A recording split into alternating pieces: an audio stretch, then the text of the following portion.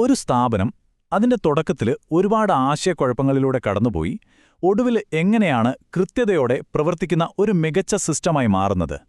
ആ ഒരു വളർച്ചയുടെ പടവുകളാണ് നമ്മൾ CMMIയിലൂടെ മനസ്സിലാക്കാൻ പോകുന്നത്. അപ്പോൾ നമുക്ക് ആ പടവുകൾ ഓരോന്നായി കയറി തുടങ്ങിയാലോ? ചില പ്രൊജക്റ്റുകളൊക്കെ നോക്കിയാൽ കാണാം, എല്ലാം ഒരു അവസാന നിമിഷത്തെ തത്രപ്പാടിലായിരിക്കും, അല്ലേ? ചില ആളുകളുടെ മാത്രം കഴിവും കഷ്ടപ്പാടും കൊണ്ടായിരിക്കും ആ പ്രൊജക്റ്റ് വിജയിക്കുന്നത് പോലും. ശരിക്കും ഒരു സ്റ്റാർട്ടപ്പ് കമ്പനി പോലെ എപ്പോൾ വേണമെങ്കിലും എന്തും സംഭവിക്കാം എന്നൊരവസ്ഥ. ഈ ഒരു സാഹചര്യം നിങ്ങൾക്ക് എവിടെയെങ്കിലും തോന്നിയിട്ടുണ്ടോ? അപ്പോൾ ഈ പറഞ്ഞ കുഴഞ്ഞുമറിഞ്ഞ അവസ്ഥയിൽ നിന്ന് പുറത്തു കടക്കാനുള്ളൊരു വഴികാട്ടിയാണ് CMMI. അതായത് ഒരു സ്ഥാപനത്തെ അതിൻ്റെ വളർച്ചയുടെ അടുത്ത ഘട്ടത്തിലേക്ക് കൈപിടിച്ചുയർത്തുന്ന ഒരു കൃത്യമായ റോഡ് മാപ്പ്. CMMIയുടെ ഏറ്റവും പ്രധാനപ്പെട്ട ഭാഗമെന്ന് പറയുന്നത് ഈ 5 ലെവലുകളാണ്. ഒരു കോണി പോലെ നോർത്തു നോക്കൂ. ഓരോ പടിയും ആ സ്ഥാപനത്തെ കൂടുതൽ പക്വതയിലേക്കും കാര്യക്ഷമതയിലേക്കും കൊണ്ടുപോകുന്നു. നമുക്ക് ആദ്യത്തെ പടിയിൽ നിന്ന് തന്നെ തുടങ്ങാം. ഇതാണ് ലെവൽ 1, പ്രാരംഭഘട്ടം. ഒരുവിധം എല്ലാ സ്ഥാപനങ്ങളും ഇവിടെ നിന്നാണ് തുടങ്ങുന്നത്. ഇവിടെ കാര്യങ്ങൾക്കൊരു ചിട്ടയും ക്രമവും ഉണ്ടാവില്ല. വിജയം ചിലപ്പോൾ ചില വ്യക്തികളുടെ കഴിവിനെ മാത്രം ആശ്രയിച്ചിരിക്കും. ഇത് കേൾക്കുമ്പോൾ കുറച്ച് കുഴപ്പം പിടിച്ച അവസ്ഥയാണെന്ന് തോന്നാമെങ്കിലും ഓർക്കണം, എല്ലാ വളർച്ചയുടെയും ആദ്യത്തെ വിത്ത് പാകുന്നത് ഇവിടെയാണ്. നമുക്കിതിനെ നല്ല കഴിവുള്ള കുറച്ച് ആളുകളുള്ള ഒരു ഗാരേജ് ബാൻഡിനോട് ഉപമിക്കാം. ഓരോരുത്തരും ഒറ്റയ്ക്ക് നോക്കിയാൽ ഗംഭീരമായിരിക്കും, പക്ഷേ ഒരുമിച്ച് വരുമ്പോൾ ഒരു താളമുണ്ടാകില്ല. അതുകൊണ്ട് തന്നെ എന്തുണ്ടാകുമെന്ന് നമുക്ക് പ്രവചിക്കാനേ കഴിയില്ല. വിജയം ചില ആളുകളുടെ കഴിവിൽ മാത്രം ഒതുങ്ങിപ്പോകുന്നു.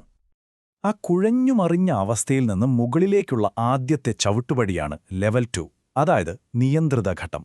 ഇവിടെ എത്തുമ്പോഴാണ് സ്ഥാപനം ചിന്തിച്ചു തുടങ്ങുന്നത്, ഹേ, നമ്മൾ ഈ ചെയ്യുന്ന കാര്യങ്ങൾക്കൊന്നൊരു ചിട്ട വേണ്ടേ എന്ന്.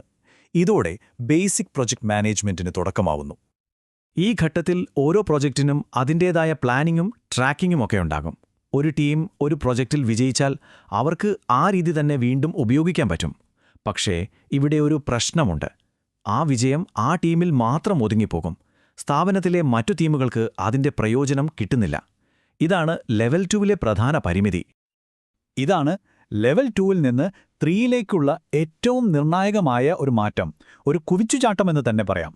നമ്മുടെ ചിന്തകൾ ഓരോരോ പ്രൊജക്റ്റുകളിൽ നിന്ന് മാറി സ്ഥാപനത്തിന് മൊത്തത്തിൽ എങ്ങനെ ഒരു പൊതുവായ പ്രവർത്തന രീതി കൊണ്ടുവരാമെന്നതിലേക്ക് മാറുന്നു. ഇതൊരു ചെറിയ മാറ്റമല്ല, ശരിക്കും ഒരു വിപ്ലവം തന്നെയാണ്. ലെവൽ 3യിലെത്തുമ്പോഴേക്കും സ്ഥാപനം അതിൻ്റേതായ ഒരു സ്റ്റാൻഡേർഡ് ഓപ്പറേറ്റിംഗ് പ്രൊസീജിയർ ഉണ്ടാക്കുന്നു.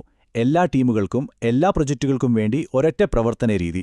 ഇനി കാര്യങ്ങൾ വ്യക്തികളുടെ ഇഷ്ടത്തിനല്ല, സ്ഥാപനത്തിന്റെ നിയമങ്ങൾക്കും ചിട്ടകൾക്കുമാണ് പ്രാധാന്യം. ഇതിനെ നമുക്ക് സ്ഥാപനത്തിന്റെ ഒരു കളിപ്പുസ്തകം അഥവാ പ്ലേ ബുക്ക് എന്ന് വിളിക്കാം. ഈ പുസ്തകം കാരണം എല്ലാവരും ഒരേ പേജിലാണ്, ഒരേ നിയമങ്ങൾ അനുസരിച്ചാണ് കളിക്കുന്നത് എന്ന് ഉറപ്പുവരുത്താൻ സാധിക്കുന്നു. ഇത് ചെയ്യുന്ന കാര്യങ്ങളിൽ ഒരു സ്ഥിരത കൊണ്ടുവരുന്നു. ഓക്കെ, ഇപ്പോൾ നമ്മുടെ സ്ഥാപനത്തിന് മൊത്തത്തിൽ ഒരു പൊതുവായ പ്രവർത്തന രീതിയുണ്ട്. വളരെ നല്ല കാര്യം.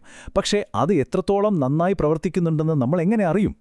അവിടെയാണ് ലെവൽ 4ന്റെ പ്രാധാന്യം വരുന്നത്, അളവുകളുടെ ഘട്ടം.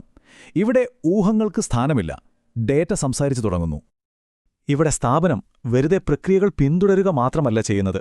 ഓരോ പ്രക്രിയയും എത്രത്തോളം കാര്യക്ഷമമാണ് എന്ന് മനസ്സിലാക്കാനും അതിനെ നിയന്ത്രിക്കാനും കൃത്യമായ കണക്കുകൾ ഉപയോഗിക്കുന്നു. ഉദാഹരണത്തിന്, ഒരു ബഗ് പരിഹരിക്കാൻ ശരാശരി എത്ര സമയമെടുക്കും? അടുത്ത റിലീസിൽ ഏകദേശം എത്ര ബഗ്ഗുകൾ ഉണ്ടാകാൻ സാധ്യതയുണ്ട്? ഇതുപോലുള്ള കാര്യങ്ങൾ ഡേറ്റയുടെ അടിസ്ഥാനത്തിൽ പ്രവചിക്കാൻ കഴിയുന്നു. ഈ ചാർട്ട് കണ്ടില്ലേ? സംഭവം വളരെ വ്യക്തമാണ്. സ്റ്റാറ്റിസ്റ്റിക്കൽ രീതികൾ ഉപയോഗിക്കാൻ തുടങ്ങുമ്പോൾ നമ്മുടെ ഫലങ്ങൾ എത്രത്തോളം സ്ഥിരതയുള്ളതായി മാറുമെന്ന് ഈ ചാർട്ട് കൃത്യമായി കാണിച്ചു തരുന്നു. ഓരോ പ്രൊജക്റ്റും ഏതാണ്ട് ഒരേ നിലവാരത്തിൽ തന്നെ ലക്ഷ്യം കൈവരിക്കുന്നു. ഇതിനെയാണ് പ്രവചനാത്മകത എന്ന് പറയുന്നത്. അങ്ങനെ നമ്മൾ കോണിയുടെ ഏറ്റവും മുകളിലെത്തിയിരിക്കുന്നു, ലെവൽ 5.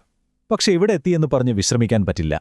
ഇവിടത്തെ ലക്ഷ്യം സ്ഥിരത നിലനിർത്തുക എന്നത് മാത്രമല്ല, ഇന്നത്തേക്കാൾ എങ്ങനെ നാളെ മികച്ചതാകാമെന്ന് എപ്പോഴും അന്വേഷിച്ചുകൊണ്ടിരിക്കുക എന്നതാണ്.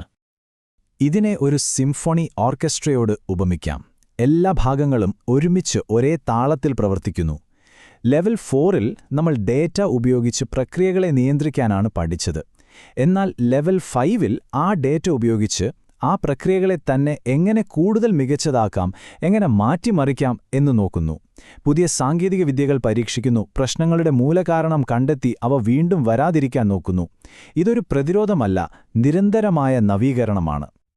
അപ്പോൾ നമ്മൾ ഈ കോണിയുടെ 5 പടികളും കയറി മുകളിലെത്തി. പക്ഷേ എന്തിനായിരുന്നു ഈ യാത്ര? ഇത്രയും കഷ്ടപ്പെട്ട് ഈ പടവുകൾ കയറുന്നതുകൊണ്ട് എന്താണ് യഥാർത്ഥത്തിൽ കിട്ടുന്ന നേട്ടം? ഇതിന്റെ ഗുണങ്ങൾ വളരെ വ്യക്തമാണ്. ഉൽപ്പന്നങ്ങളുടെ ക്വാളിറ്റി കൂടുന്നു. ഒരു പ്രോജക്റ്റ് എപ്പോൾ തീരുമെന്ന് നമുക്ക് കൃത്യമായി പറയാൻ സാധിക്കുന്നു. അതുവഴി അനാവശ്യ ചെലവുകളും സമയനഷ്ടവും കുറയുന്നു. ഇതെല്ലാം സ്വാഭാവികമായും ഉപഭോക്താക്കളെ കൂടുതൽ സന്തോഷിപ്പിക്കുന്നു. ചുരുക്കി പറഞ്ഞാൽ ഇതെല്ലാവർക്കും ഒരുപോലെ പ്രയോജനകരമാണ്. ഡെവലപ്പർമാർക്കും മാനേജർമാർക്കും ഏറ്റവും പ്രധാനമായി ഉപഭോക്താക്കൾക്കും.